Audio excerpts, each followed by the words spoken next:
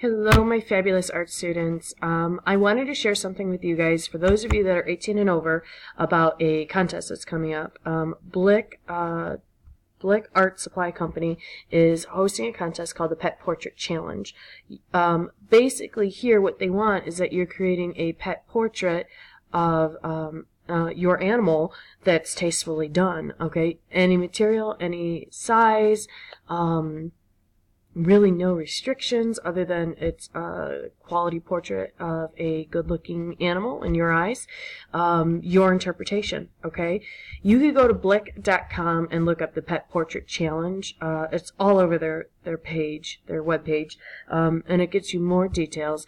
But basically, and what I wanted to show you is your contest dates are from February 12th to the 25th. I believe that they announced the winner like the first week of March, okay? But you could win some really nice and art supplies in Amsterdam, and Chart Pack are really good companies to purchase art supplies for.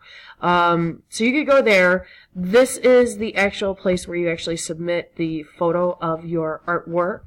And then if you wanted to see official rules and details, because of course every contest has that, you could go ahead and take a look here.